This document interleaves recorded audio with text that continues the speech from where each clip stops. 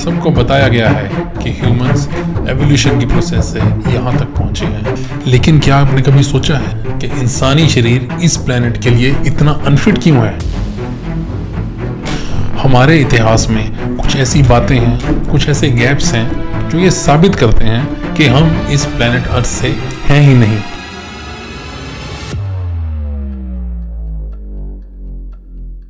सो दोस्तों, मैं हूं आपका होस्ट यूडी और आप देख रहे हैं दी 108 ग्लिच। और आज हम डिस्कस करेंगे कि क्या हम किसी और प्लेनेट से इस धरती पर आए थे और क्या हम ही एलियंस हैं।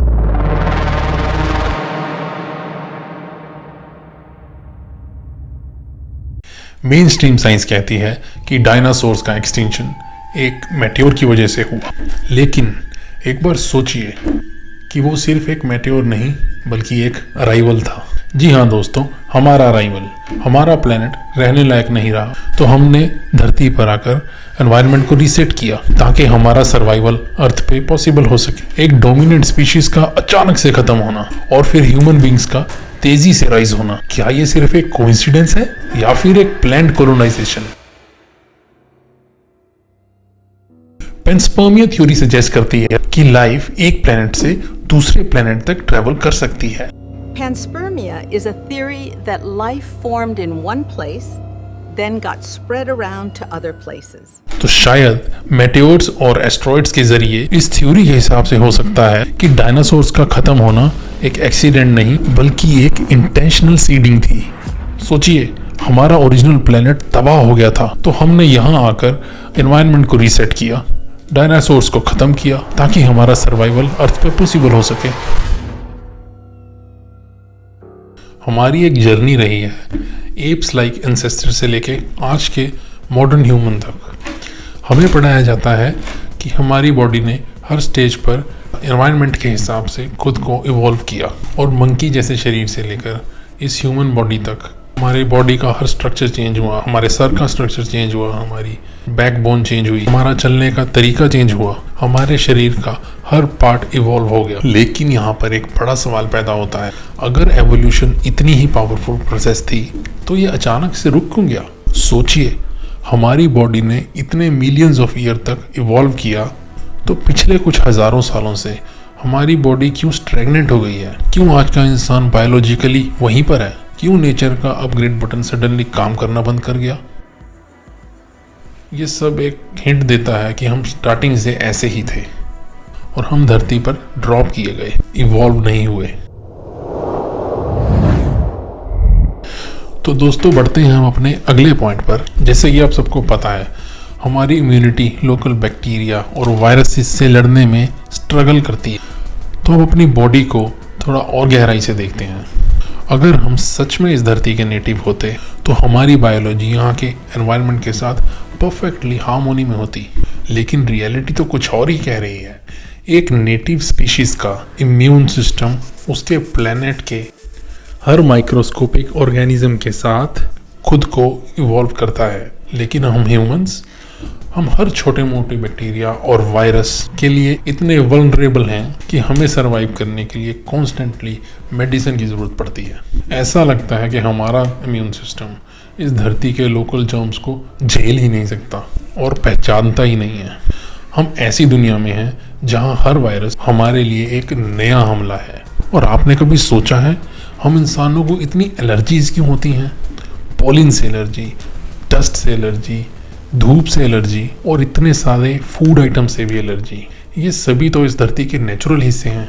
एक नेटिव स्पीशीज़ को अपने ही ग्रह की चीज़ों से कैसे एलर्जीज हो सकती हैं? ये एलर्जीज भी इस बात का सबूत हैं कि हमारी बॉडी अभी भी इस बायोस्फीयर के साथ एडजस्ट नहीं हुई है। हम अभी भी एक एलियन इकोसिस्टम में सर्वाइव करने की कोशिश कर रहे हैं। और आपको तो पता ही होगा दुनिया में कितने % लोग हैं जिनको बैक की प्रॉब्लम है, जो कि कॉन्स्टेंटली बैक पेन इश्यूज से घिरे रहते हैं अर्थ की ग्रेविटी की वजह से। और अर्थ की ग्रेविटी की वजह से हमारा complex child birth process. The obstetric dilemma is the evolutionary trade-off between the skeletal requirements for efficient upright walking under gravity and the need for a pelvis wide enough to give birth to large-brained babies. ये दोनों चीज़ें indicate करती हैं कि हमारा शरीर इस planet की ग्रेविटेशनल फोर्स के लिए भी डिज़ाइन नहीं है। हमारी बॉडी इस ग्रेविटी के अंडर स्ट्रेस में है, जो कि एक नेटिव स्पीशीज के साथ तो कभी नहीं होना चाहिए। तो दोस्तों, ये बायोलॉजिकल गैप सिर्फ साइंस की थ्योरीज नहीं है। हमारे पुराने टेक्स्ट, हमारे हिंदू ग्रंथ, उनमें भी इसका सीधा सीधा जिक्र मिलता है।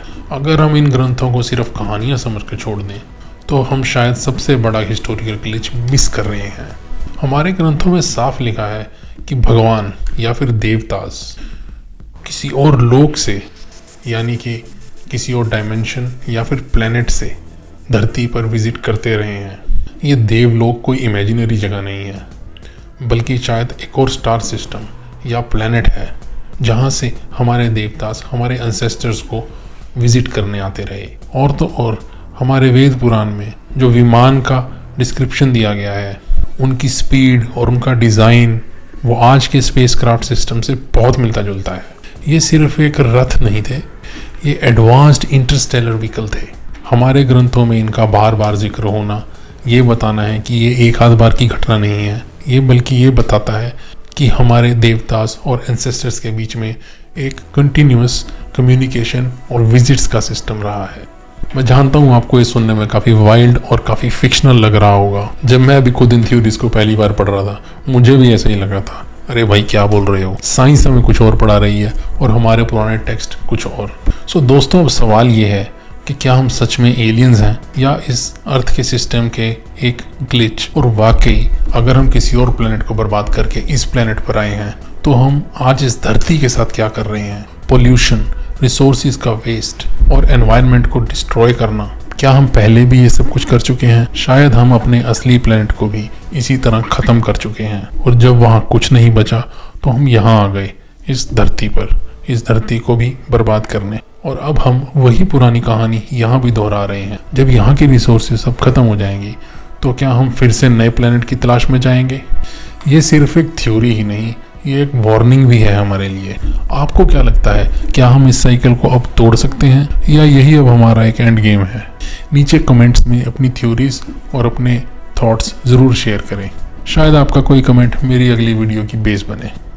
तो दोस्तों, ये है द 108 ग्लिच और मैं हूँ आपका होस्ट यूडी। स्टे क्यूरियस, हम मिलेंगे अगले ग्लिच में। It's the 108 glitch by